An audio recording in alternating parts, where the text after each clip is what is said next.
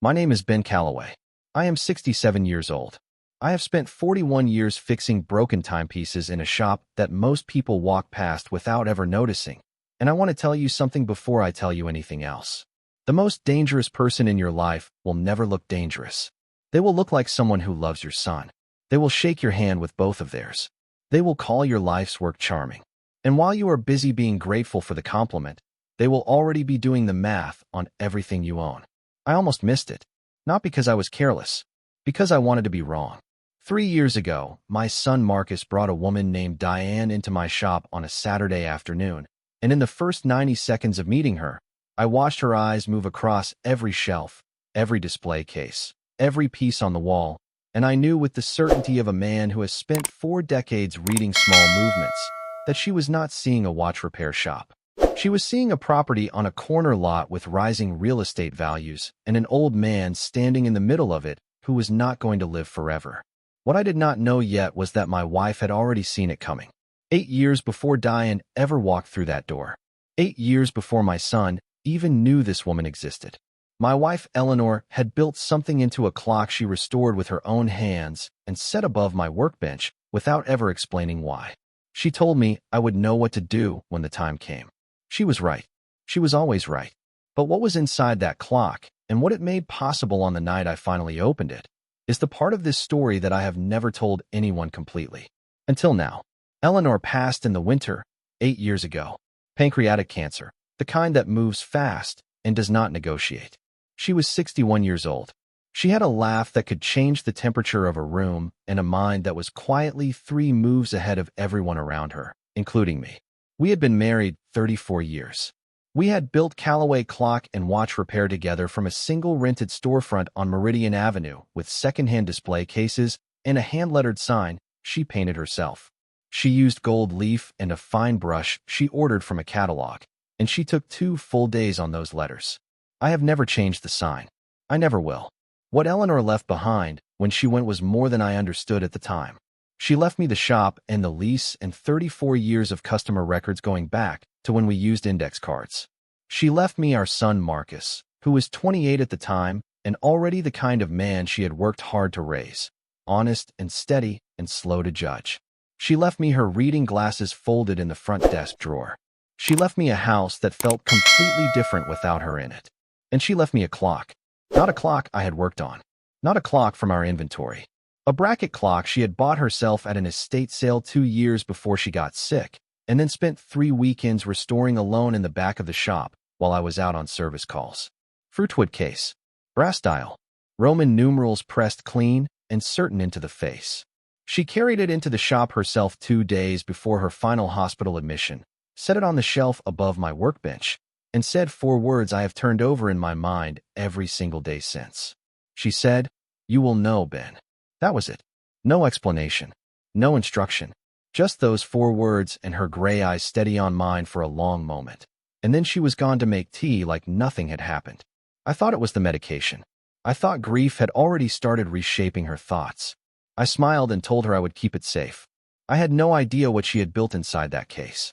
I had no idea what she had seen or how far ahead she had been preparing. I did not find out for 8 years. Marcus was a good son. I need you to hold on to that because the story that follows gets complicated and I refuse to let the complication erase the truth. He drove to the shop every Sunday for 3 years after Eleanor died. We had breakfast together at the counter. He helped me with heavy deliveries when my back made it difficult. He never once asked about the property value or the will or what I planned to do with the business. He just showed up, the way Eleanor had raised him to show up, quiet and reliable and without an agenda. Then he met Diane. It was a charity fundraiser in the spring, 2 years ago. She was 34, sharp-featured, worked in commercial property development, dressed in the kind of effortless way that actually takes real deliberate effort. Marcus brought her to the shop on a Saturday, the way new love makes men want to show the people they love most to each other. He was proud. I could see it in the way he stood, like he had found something rare. She shook my hand with both of hers and said the shop was absolutely wonderful. I thanked her. I watched her eyes. There is a look I have seen on the faces of estate appraisers and probate attorneys and property speculators that I can now identify within seconds. It is not greed exactly. It is calculation. It is the practiced movement of a mind that has already divided a room into columns before it knows what the columns contain. Diane had that look. She was surveying while she was smiling, and the two expressions did not quite land at the same time. I noticed it. I told myself I was a suspicious old man who needed to give people a chance. I set it aside. They were engaged by December, married the following September at a vineyard outside of town. Marcus wept when he saw her walk down the aisle. I wept too, because Eleanor should have been sitting beside me, and the empty chair next to mine was the loudest thing at the whole event. 4 or 5 months after the wedding, I told myself I had been wrong about Diane. She made Marcus happy. She pushed him in the ways that naturally cautious people need pushing. She organized their life and drew him into social spaces he would have avoided on his own. I thought, maybe this is just who she is. Maybe efficiency and warmth can live in the same person. Then February came, and the question started. It began casually, the way dangerous things always begin. How long had I held the lease on Meridian? Was I aware of what commercial properties in this corridor were trading for right now? Had I given any thought to the SBA retirement programs designed specifically for small business owners approaching their mid-60s? She asked the questions in a tone of light concern, the tone of someone who is simply looking out for you, and I answered carefully, and I watched her file away every answer. By March, Marcus was different on Sunday mornings. Quieter, looking at his phone more than he used to, choosing words with the slight hesitation of someone who has been coached on which ones to use. I asked him once if everything was all right. He said he was just tired. I asked again 2 weeks later, and he said Diane thought they should use their weekends more intentionally. More intentionally? That phrase had not come from Marcus. I had known my son's vocabulary for 35 years, and that phrase was not in it. She was pulling him forward toward her and backward away from me, one Sunday at a time. The visits thinned out. Then they stopped. Then they became text messages, which are not the same thing, and both of us understood that even if we did not say it. In April, my shop assistant Patricia, who has worked the front counter for 13 years, pulled me aside on a Tuesday. She told me that Diane had come in the previous afternoon while I was at a parts supplier across town.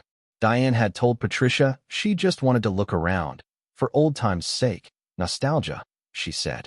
Patricia had shown her in and then found something to do near the front counter.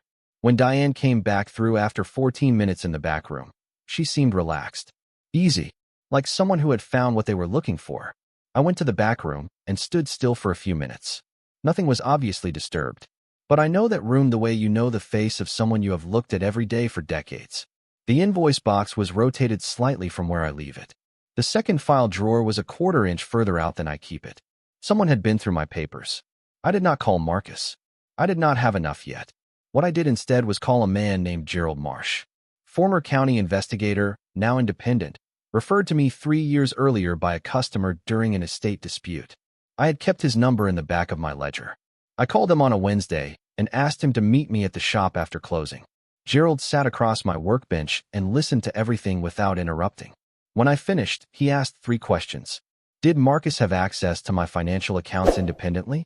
Had Diane made any direct references to the property or the will? And did I have an attorney? I said no, not yet directly. And yes, I had used Robert Finn for 22 years, who had handled my estate planning after Eleanor died. Gerald said he would begin the following Monday. I called Robert the same week. He updated the will and restructured the trust so that assets passed through conditions and not automatically. He told me to start keeping written records of every relevant conversation. I told him I already had a notebook. Dark blue. Started the first entry April 9th. I have filled 47 pages since. What Gerald documented over the next 2 months was not a surprise. But it was specific, and specific is what matters when the time comes. Diane had met 4 times with a commercial real estate attorney named Sandra Holt, who specialized in property acquisition and estate transfers. 3 of those meetings had taken place at a coffee shop, not a law office, which told me she was being careful about where she left a paper trail. Gerald had also obtained documentation of 2 phone conversations in which Diane discussed the Meridian Avenue property, its current valuation, and what she referred to as the transfer timeline. I heard the phrase transfer timeline myself in June. I had arrived early to a cookout Marcus and Diane were hosting, came around the side of the house, and heard her voice through an open kitchen window. She was on the phone. She said, "Sandra, I'm not being impatient. I'm being strategic. He's 67. He takes blood pressure medication. He works alone in that shop 6 days a week. At some point, the timing becomes obvious. Marcus just needs a little more time to understand what the smart move is. I stood on the other side of that wall for 30 seconds. Then I walked back to my car and called Gerald. I gave him Sandra Holt's name. I told him what I had heard. I told him I needed everything he could find. Within 2 weeks, Gerald had a copy of a preliminary property proposal that Sandra Holt's office had drafted. The proposal identified the Meridian Avenue building as available for commercial acquisition, contingent on a change in legal ownership. The transitional contact listed on the proposal was Diane Calloway. Marcus's name was not on the document anywhere. I sat in the back of my shop that night with the lights off for 2 hours. Not because I was breaking down, because I was thinking about Eleanor, about what she had seen, about that clock she had set above my bench 8 years ago and told me I would know what to do with. I got up in the dark and stood in front of it for a long time. Then I opened the case. I had examined the movement once before out of professional habit. It was clean, Eleanor's restoration careful and precise as everything she did. What I had never examined was the interior of the case itself. When I looked closely that night, I found it. A false floor fitted into the base of the case, a piece of walnut veneer held by 2 small brass clips that released when pressed simultaneously. Inside, in a sealed plastic sleeve, was a letter in Eleanor's handwriting. I cannot share everything she wrote. Some of it belongs only to me. But the part that changed everything said this. She had noticed something at our son's engagement dinner that she could not name exactly, but could not dismiss. She had done quiet research, asked careful questions, found a property transaction from 6 years earlier in which Diane had been involved, a dispute over estate access that had ended in a settlement and a confidentiality clause. Eleanor had documented the names, the case references, the contact information. She had placed all of it inside that false floor and told me I would know when the time came. She had been preparing for a threat she could not fully see yet, and she had trusted me to recognize it when it arrived. The last line of her letter read, "Ben, you spend your whole life fixing the things that are broken. But not everything broken looks broken yet. Watch for the small movements. Protect what we made, and trust that I made sure you would have what you need." I took everything from that false floor, added it to Gerald's documentation, and called Robert Finn the next morning. I told him it was time to move. I called Marcus on a Friday and told him I wanted dinner, the 3 of us, somewhere we had been before as a family for things that mattered. I named the restaurant Private Table. I told him I had something important to share about the shop and the future. He called me back within the hour. Diane had asked what the occasion was. He said estate planning. She had told him that was wonderful and she was looking forward to it. I told Marcus to trust me. He went quiet on the phone for a moment and then said, "Okay, Dad." The morning of the dinner, I sat with Robert at his office and we reviewed everything. The updated estate documents, the trust conditions, Gerald's full written report, the recorded phone conversations, the draft property proposal with Diane's name on it. Robert had arranged for a legal colleague to be present at the restaurant, available as a witness if needed. I went back to the shop before the dinner. I opened Eleanor's clock one final time, took out her letter, and folded it into the inside pocket of my jacket. I was not going to read it at the table. It was not for the table, but I wanted her near me that night. At 7 o'clock, I walked into the restaurant carrying the clock wrapped in cloth under my arm. Marcus was already seated, quiet and straight. Diane was across from him, dressed beautifully, composed, the picture of a woman who had come to receive good news. When the dinner plates were cleared, I set the clock on the table between us. Diane looked at it. "Is that Eleanor's clock?" "It is," I said. "She restored it herself. She told me I would know when the time came to use it." I opened the case. I released the false floor. I did not take out Eleanor's letter. Instead, I placed Gerald's report on the table. The documentation of the 4 meetings with Sandra Holt, the recorded phone calls, the draft property proposal, the insurance records showing Diane had accessed my health information through a contact at the insurer without my consent. "I want you to read this carefully," I told Diane. "My attorney has a full copy. So does the insurance commission. And the contact at your insurer who gave you access to my records has already been formally reported." Diane set down her glass. "Arthur, you've completely misread what?" "Diane." Marcus's voice was flat and final in a way I had never heard from him before. He was looking at the papers. He was looking at her. He said her name like a door closing. She tried. She gave a version of events in which her intentions had been good and her actions had been misunderstood. She said things that sounded almost reasonable, right up until they didn't. Marcus sat very still through all of it. He looked at the documents. He looked at me. He looked at his wife with the expression of someone who has just understood that the map they were reading was not of the territory they were in. When she stood to leave, I said one more thing. The shop is not a number. It is 41 years of two people who loved each other and loved the work. It will pass to people who understand what that means. My attorney will be in contact. The door closed behind her. Marcus and I sat in the silence for a long time. How long did you know? He finally said. 18 months of certainty. 3 years of feeling it. Why didn't you tell me? Because you needed to be able to look her in the eye without knowing. And because I needed to be certain before I asked you to see something you did not want to see. He pressed his hands flat on the table. She was going to sell Mom's shop. Yes. Mom knew. Your mother saw something at the engagement dinner she could not prove. So she prepared what she could, built it into that clock, and trusted that I would find it when I needed it. 8 years ago. Marcus looked at the bracket clock sitting in the center of the table, brass dial catching the restaurant light, Roman numerals telling the hour the same way they had been built to tell it 140 years ago. He said, very quietly, she was always 10 steps ahead of everything. She was, I said. That is exactly who she was. Diane did not contest the divorce. Marcus filed in November. Gerald's documentation was thorough enough that no further legal action was required. Everyone involved simply stepped back and let the thing dissolve quietly, which is what happens when people realize the other side is everything written down. Marcus moved back into the house he had owned before the marriage, on a quiet street 12 minutes from the shop. He started coming back on Sunday mornings. The first Sunday, he brought coffee and pastries and stood at the front counter and did not say much. I unlocked the door and let him in, and we talked about a French carriage clock somebody had brought in with a completely destroyed escapement that was going to take me the better part of 3 weeks.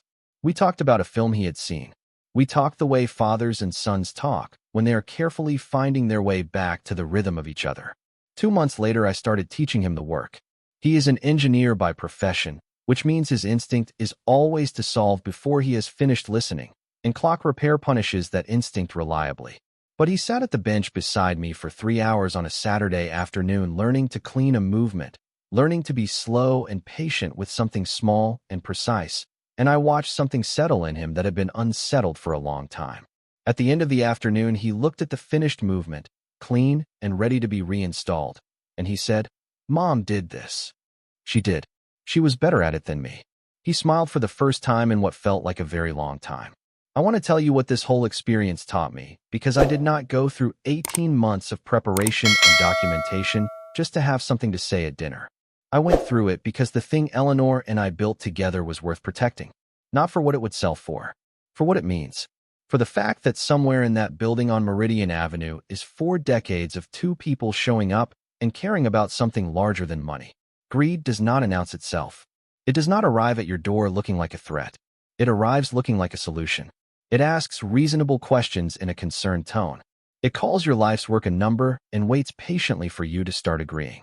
It wraps itself in the language of planning and practicality and taking care of the future, and it is very good at making you feel foolish for noticing what it actually is. The people who want what you have will always find a way to make their interests sound like concern. Watch for the questions that come in clusters. Watch for the way certain people look at a room. Watch for the small movements, the shifted files, the casual visit, the insurance question, the gentle suggestion that maybe your attachment to something is holding everyone back. Keep your own records.